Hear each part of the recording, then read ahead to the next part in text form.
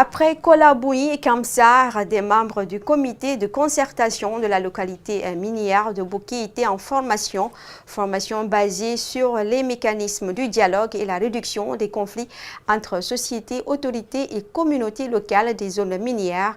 Search of Common Ground et la GIZ visent à faire des différentes zones minières des havres de paix où, par le dialogue, les conflits sont réglés. Abdoulaye Keita, Salif Lifoussissi. C'est une initiative de Search for Common Ground et la GIZ. L'activité s'est tenue à la bibliothèque préfectorale de Boké.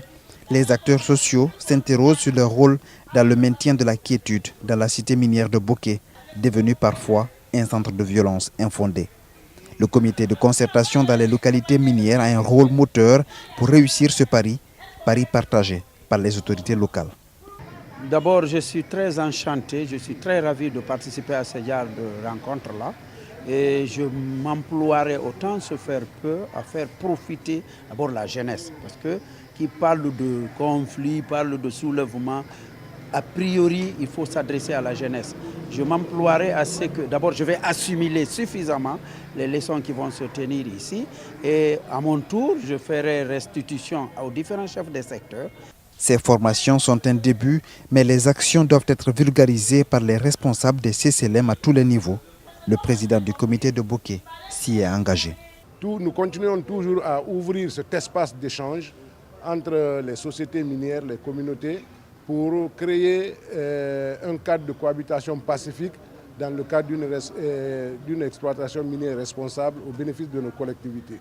Les acteurs sociaux sont chacun responsables des enjeux et sont ainsi appelés à intégrer les idées dans leur rôle de sensibilisation.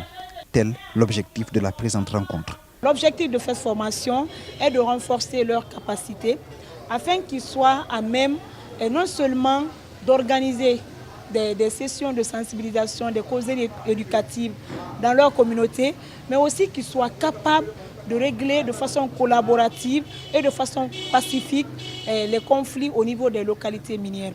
De telles initiatives doivent perdurer pour permettre à chaque acteur de la chaîne de valeur de maîtriser son rôle et responsabilité pour éviter des conflits en zone minière.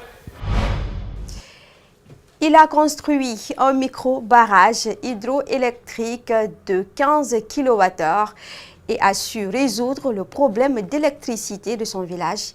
Ibrahim Tunkara, puisqu'il s'agit de lui, vient de bénéficier de 50 millions de francs guinéens, compris de meilleurs innovateurs. Cette initiative du ministère de l'Enseignement supérieur vise à encourager les chercheurs et les innovateurs guinéens à prospérer dans leur entreprise. Alceni Bari, Yacouba Traoré pour le compte rendu. Nous rencontrons Ibrahim Tunkara au ministère de l'Enseignement supérieur. Fidèle à ses ambitions, ce professeur de mathématiques, âgé à peine de 40 ans, a su installer un micro-barrage hydroélectrique dans son village natal de Bolodou, à 65 km de Guéké de Cendre. Depuis le mois d'avril 2017, où son village natal a connu les premières étincelles d'électricité, sa centrale est aujourd'hui à 15 kWh. Mon village, Bolodou, est l'une des sous-préfectures les plus enclavées. Moi-même, j'étais professeur là-bas, mais tout professeur muté là-bas se disait que c'est de l'enfer. Et là, je me suis dit, qu'est-ce qu'il fallait faire pour le village pour pouvoir attirer, maintenir les élèves, attirer les professeurs, les fonctionnaires. Donc, à la rentrée du village, j'ai vu qu'il y a une chute. Le 7 décembre dernier, il participe au concours de l'innovation organisé par le ministère de l'Enseignement supérieur. Il a été lauréat. Nous espérons vous accompagner pour pouvoir développer, continuer l'innovation dans votre recherche et inspirer d'autres au niveau d'autres communautés de notre pays. Certes, il reçoit ses 50 millions de francs guinéens, mais cela est peu pour sa centrale qui réclame plus de financement et d'équipement, sans pour autant parler du désir des villages voisins de Bolodou d'avoir de l'électricité. Cette enveloppe ne serait pas utilisée pour autre cause, mais ça serait utilisé toujours dans le même cadre. Je vais dire d'abord la consolidation de certains organes de notre microcentrale, mais aussi à la recherche scientifique. toujours, pour pouvoir faire, si possible, d'autres innovations.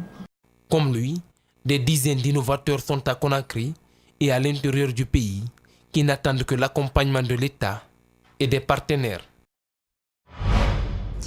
La Guinée a lancé mardi la 3e édition de la Semaine nationale de la citoyenneté sur toute l'étendue du territoire national. Dans certains quartiers de la capitale, l'engouement n'est pas visible. À Kaloum, par exemple, les jeunes disent ne pas comprendre l'initiative. Se rencontrer pensent que ces journées auraient pu être organisées autrement. Mohamed Valek Touré, Ibrahim Souri et Camara. L'initiative a été lancée mardi par le département en charge de l'unité et de la citoyenneté. Au centre-ville de Kaloum, l'engouement n'est pas visible à part des affiches qui arborent le long des routes.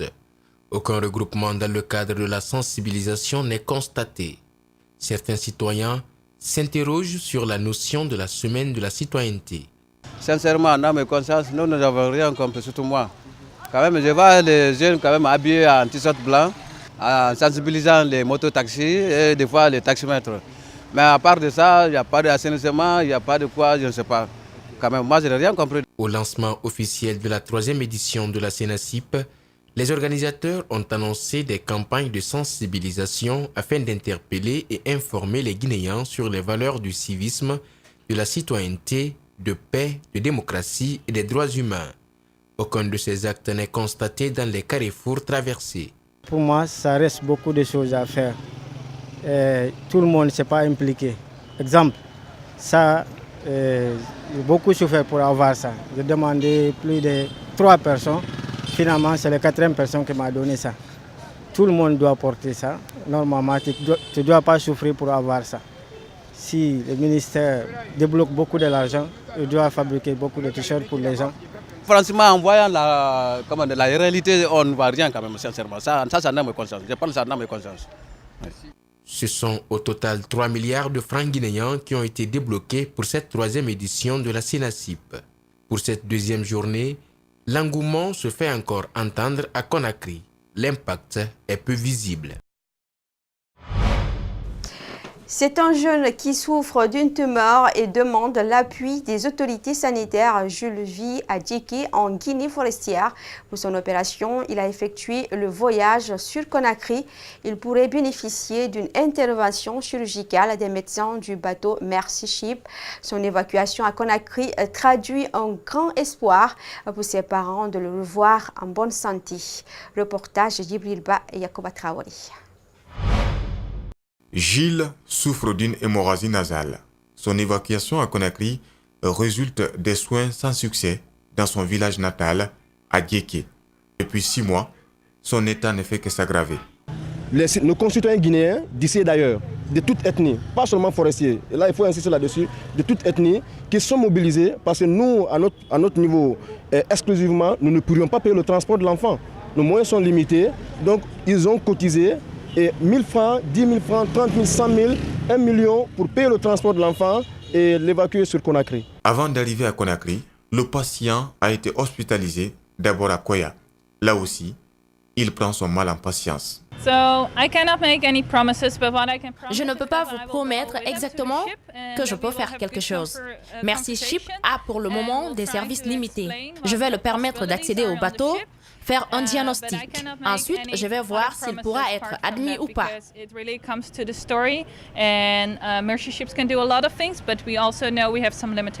Les parents de Gilles utilisent les réseaux sociaux, un moyen pour trouver des bonnes volontés sensibles à la douleur de leur fils.